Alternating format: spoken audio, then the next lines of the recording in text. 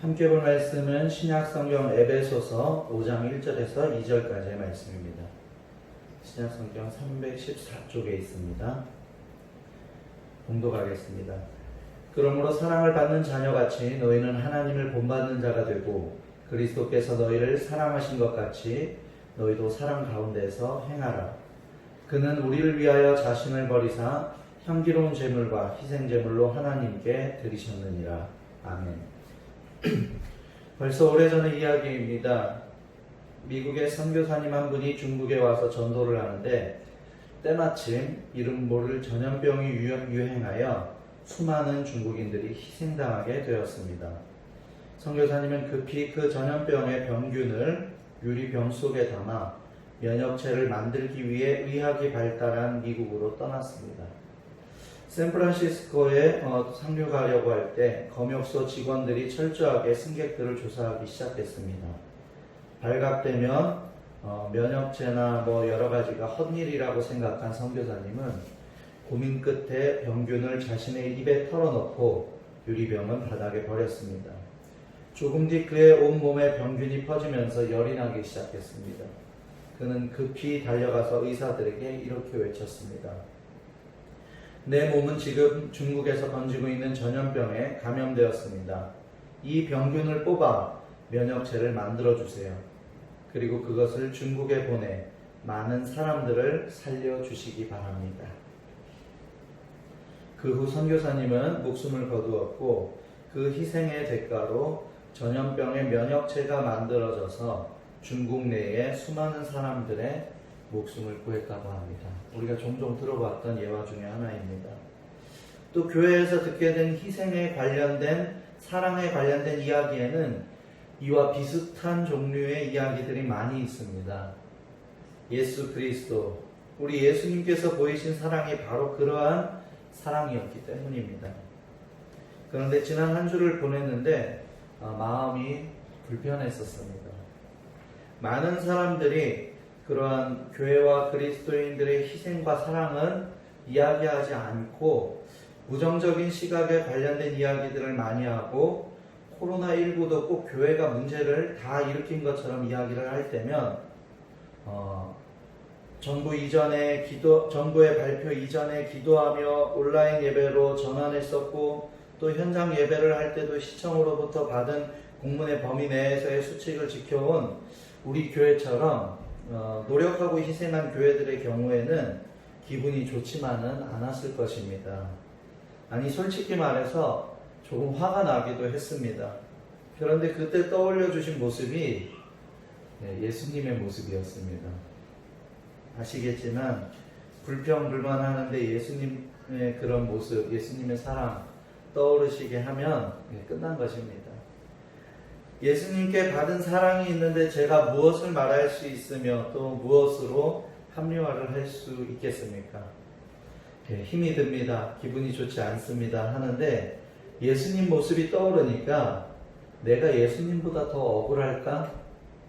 지금 몇몇 교회에서의 코로나 대응의 잘못된 모습 때문에 잘 지켰던, 잘 지키지 못하였던 간에 교회라는 이름으로 함께 비난을 받는 건데 예수님은 비난받을 일이 전혀 없었는데 그냥 잡혀가셨고 고난받으셨고 죽으셨습니다. 왜요?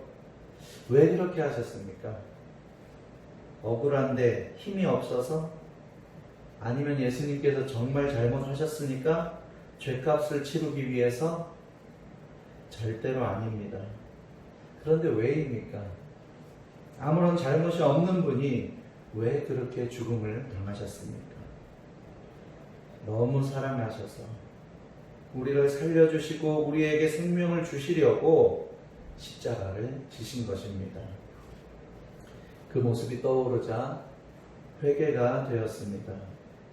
나와 내 가족, 우리 교회를 위해서뿐만 아니라 우리 교회의 성도들을 위해서뿐만 아니라 나라와 민족 그리고 다른 영혼들을 위한 기도를 뜨겁게 하였어야 하는데 나의 생각의 범위와 내 감정에 많은 비중을 둔 채 기도하였습니다. 여러분도 아시겠지만 노방전도가 전도의 전부가 아닌데 꼭 그때가 전도의 전부인 것처럼 삶 속에서 믿지 않는 사람들에게 보이는 모든 모습과 관계가 전도가 될 수 있다는 사실을 알면서도 분리된 삶을 살기도 하였습니다.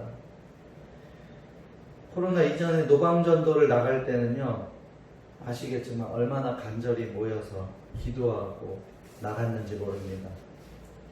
하나님에 대해 부정적이고 교회를 손가락질하고 화를 내는 분을 만나게 되더라도 지혜롭게 반응하게 하시고 그 영혼을 더 사랑할 수 있게 해달라고 기도하고 전도를 시작하곤 했습니다.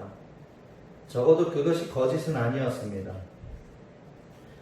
노방전도뿐만 아니라 내 삶 전체가 전도라는 사실을 깨닫게 해주셨습니다. 또 예전에 단기 선교를 다녀온 적이 있었습니다. 말도 안 통하고 문화도 다릅니다. 그러니 사고방식도 다른 것은 당연합니다. 그렇게 교육을 받고 선교지를 다녀왔습니다. 최대한 이해하려고 하였고 최대한 그들의 문화 속에 들어가 식사하고 잠자리를 자고 나의 것을 내려놓았습니다. 한국에 같이 사는 수많은 사람들 중에 교회를 다니지 않고 하나님을 믿지 않는 사람들과 또 저는 문화 자체가 다릅니다. 그러니 생각이나 사고방식, 습관이 다른 것은 당연합니다. 그러나 그들을 이해하려고는 노력하였지만 선교지에서처럼 오래 참음이 있지는 않았습니다. 지금 대전 서구 가수원동이 선교지가 아니고 전도 현장이 아닌 것은 아닐 텐데 나도 모르게 그렇게 분류하였던 것입니다. 저와 다른 사람이 바로 제가 사랑하고 품어야 할 영혼이고 전도 대상자이고 선교 대상자라는 생각을 하니 정말 부끄러웠습니다. 그리고 한참 잘못 생각하고 있었다는 생각을 하게 되었습니다. 에베소서는 바울이 감옥에서 재판을 기다리면서 에베소 교인들에게 편지한 것으로 잘 알려져 있습니다. 그 중에 오늘 본문의 5장은 빛의 자녀답게 살아가라는 것입니다. 그 시작이 어떻게 되어 있습니까? 그러므로 사랑을 받는 자녀같이 너희는 하나님을 본받는 자가 되고, 대부분의 자녀들은 일반적으로 부모 앞에서는 안정감을 갖습니다. 그런데 자녀들 중에 사랑을 받는 자녀, 왜 우리가 그런 말 하잖아요. 누구누구는 집에서 사랑을 받고 자란 표가나. 사랑받는 자녀는 그만큼 달라 보인다는 것을 의미하는 것입니다. 건강해 보이고 당당하고 밝은 모습들을 가지고 있죠. 우리는 바로 사랑을 받는 자녀같이 하나님을 본받으라는 것입니다. 그리스도께서 너희를 사랑하신 것 같이 너희도 사랑 가운데서 행하라는 것입니다. 너희도 사랑 가운데에서, 이 부분이 중요합니다. 사람이 어려움 가운데 있으면 하는 말 중에 한 가지가 사랑이라는 감정마저도 사치라는 말을 합니다. 바쁜데 사랑에 투자할 여력이 없다는 것이죠. 힘이 든데 사랑에 힘을 쏟을 여력이 없다는 것이죠. 코로나19로 어려움과 불편함이 지속되고 있습니다. 그래서 그리스도인들도 이 사랑의 감정만큼은 우리가 늘 사모하고 늘 가까이 두려고 했는데 이제 이 사랑이 점점 식어가고 사랑의 마음을 더 잃어가는 것만 같습니다. 그런데 여러분, 우리가 기억해야 할 것이 한 가지 있습니다. 앞으로는요, 코로나 이후에는 사스, 메르스, 코로나 이게 점점 짧아지고 또 앞으로 이러한 전염병이 많아진다고 보았을 때 우리가 모르는 전염병은 얼마든지 또 올 수 있고 지금처럼 일 수도 있지만 지금보다 심각할 확률도 높다고 합니다. 그럼 그때마다 우리가 그리스도의 사랑을 더 잃어버릴 수 없는 거예요. 나도 힘든데 다른 사람을 사랑하는 것은 거기에 힘을 쏟을 수 있는 여력이 없다라고 말한다면 다른 영혼을 사랑하기가 점점 더 어려워진다는 것입니다. 여러분, 변함없이 사명 감당하기를 원한다면 사랑 가운데에서 벗어나면 안 됩니다. 너희는 사랑 가운데, 우리는 사랑 가운데 있어야 합니다.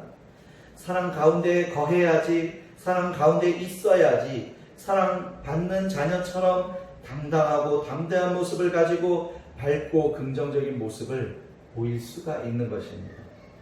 너희도 사랑 가운데에서 이 말, 우리가 혹시 코로나19로 하여금 하나님의 사랑의 범위에서 벗어난 감정과 생각을 하고 있지는 않습니까? 아니, 코로나19 직전의 모습을 돌아보세요. 사랑 가운데서 사랑을 나누는 삶이었습니까? 교인분들을 직접 예배의 현장에서 만나지 못하는 것, 함께 교회의 한자리에서 웃으며 이야기하던 시간들, 모든 것이 너무나 그립습니다. 그때 더 사랑하고 더 열심으로 하나님을 예배하고 더 열심으로 우리 성도들과 교제하고 사랑을 나눌 거라는 생각들도 들더라고요. 그런데 몇 개월 전에 저에게 큰일이 있었을 적에 지방의 한 목사님께서 말씀하시더라고요. 비싼 수업료 냈다고 생각하고 더 소중한 것을 배우는 시간들이 되기를 바란다고 말씀해 주셨던 것이 기억이 납니다. 지금의 힘든 시간들이 비록 돈으로의 가치를 말할 수는 없지만 아무것도 얻는 것이 없다라면 그것은 정말 큰 손해가 될 거예요. 그러나 이 시간들을 귀하게 여기고 배울 수 있는 것, 하나님께서 주시는 마음들을 깨닫고 하나님 앞에 집중할 수 있는 시간들이 될 수 있다면 우리는 그 가치를 충분히 얻을 수 있을 것입니다. 깨닫는 것이 없고 느끼는 바가 없고 불편함으로 인한 불평과 불만의 소리로 시간을 보내기에는 너무 아까운 시간들입니다. 우리 성도님들과 함께 한자리에서 예배하지 못하고 교제하지 못하는 안타까움이 있지만 동시에 꿈꾸는 교회는 사랑 가운데에서 성도들과 또 구은수 목사는 사랑 가운데에서 모든 곳이 선교의 현장이 되고 모든 곳이 전도의 자리이다. 분리하지 말고 모든 예배와 삶 속에서 하나님께 영광을 돌릴 수 있는 끝나지 않는 예배의 생활을 할 수 있는 예배자가 되기를 사모하는 마음을 허락하시고 배울 수 있도록 하심에 진심으로 의미 있는 시간이라는 생각이 들었습니다. 여러분, 전도는 행사가 아닙니다. 선교 역시 나의 신앙을 자라게 하기 위한 수단이나 행사가 아닙니다. 예배도 단순히 주일에 편안한 마음을 얻기 위함이 아닙니다. 우리의 모든 삶이 예배이고 우리의 모든 삶이 전도이고 우리의 모든 삶이 선교적인 삶을 살아야 하는데 성경은 그것을 할 수 있는 힘이 사랑에 있다고 기록하고 있습니다. 사랑이 없으면 아무것도 아닙니다. 요한일서 4장 8절 말씀에 사랑하지 아니하는 자는 하나님을 알지 못하나니 이는 하나님은 사랑이심이라고 하였습니다. 그래서 우리는 먼저 하나님을 사랑하는 마음을 회복해야 합니다. 또 말씀을 기도하기를 하나님을 높이는 찬양하기를 우리는 사랑하는 그 마음을 회복해야 합니다. 하나님께 사랑받는 삶, 십자가의 삶을 기억하고 회복해야 합니다. 영혼을 사랑할 수 있어야 합니다. 먼저는 내 영혼을 사랑하고 또 다른 영혼을 사랑해야 합니다. 나에게 허락하신 가족, 나에게 허락하신 삶, 나에게 허락하신 사명을 사랑해야 합니다. 내가 원하는 단순한 사랑을 사랑했던 나의 모습을 회개해야 합니다. 그리고 내 안에 주를 닮은 사랑이 가득하기를 간절히 구해야 합니다. 그 사랑 때문에 감사할 수 있는 삶으로 이어져야 합니다.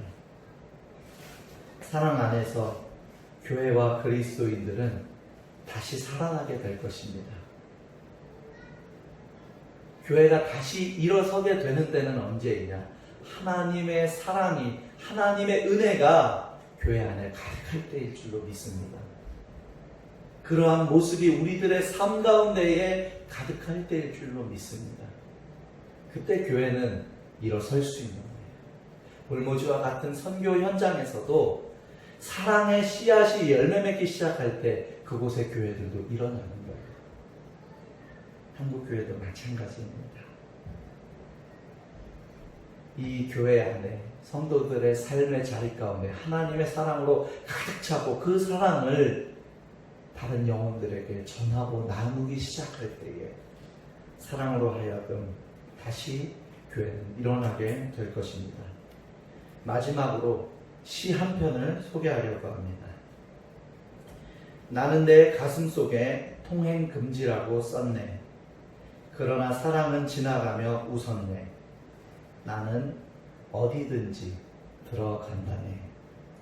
샤프먼이 쓴 통행 금지라는 시입니다. 그러고 보면 그리스도인의 사랑에 통행 금지는 없습니다. 문화도 시간도 공간도 모든 것을 초월하는 그리스도의 놀라운 사랑. 혹시 나로 인해 제한된 사랑, 한계가 있는 사랑에 머물러 있지는 않나요? 이제 우리들의 삶에 하나님의 사랑 때문에 우리가 만나는 모든 사람들과 모든 만남의 자리에서 주가 주시는 사랑으로 힘을 낼 수 있고 기쁨이 되고 하나님께 영광이 될 수 있도록 사랑 안에서 행할 수 있기를 기도합니다. 그리스도와 동행하는 최고의 사랑, 풍성한 사랑이 꿈꾸는 교회와 모든 성도들 가운데 있기를 주의 이름으로 축복합니다. 아멘.